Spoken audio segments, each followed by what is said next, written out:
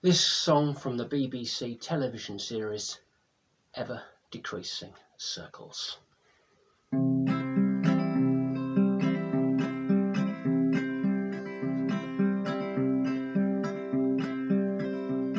There was a middle-aged man, his name was Martin Bryce. He lived with his wife in a suburban close in the southeast, to be precise.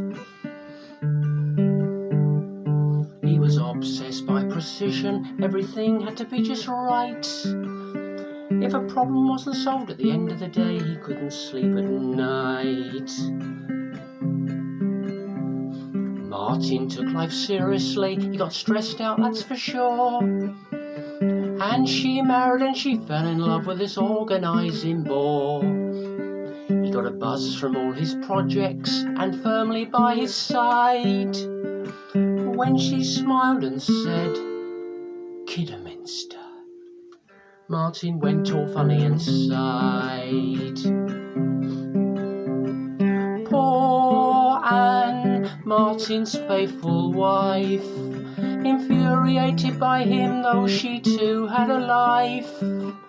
Resisting all temptation, this pretty woman in her prime, from sweet-talking Paul Ryman every single time.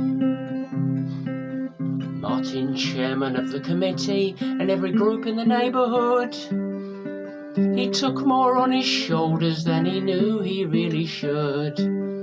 He thrashed his duplicator, churning reams out by the score.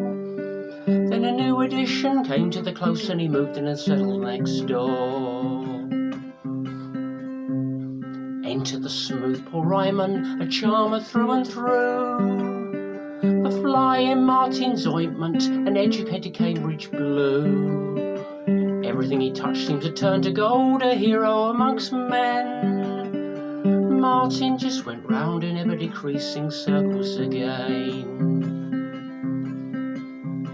Martin was a grafter, working at Mole Valley Valves. He emptied out his briefcase to add more paperwork to his shelves. It was all in immaculate order, his workload would pile up high. But he couldn't wind down when bedtime came, he was still thinking DIY. Residing on this rural estate were Howard and Hilda Hughes. They were mostly seen in identical clothes, but obviously not the shoes. Exchanging their quips and giggles, also notepads and pens. Howard did his national service, Hilda did a time in the Wrens. Paul took Anne to a concert as Martin was busy one night. He was reading a book about lampposts, his priorities were not quite right. Once at 3:37 a.m. he asked Anne to bounce on the bed. He was lubricating a squeak in the springs with an oil can out of the shed. Paul and Anne, the chemistry was there. This hairdressing golden boy would yearn a love affair, helping in her studies and the close community. It wasn't quite as intimate as he hoped it would be. Now Martin felt inferior, Paul's viewpoints were ideal.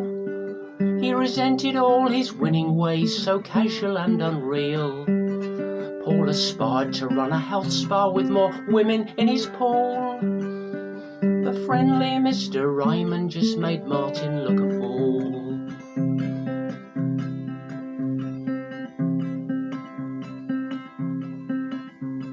Why didn't Paul have molehills? Did he have greener grass? He wore cream-coloured trousers to play cricket in a different class. Martin wished that he was like him, more efficient with a better brain. Martin just went round in ever-decreasing circles again. Martin just goes round in ever-decreasing circles again.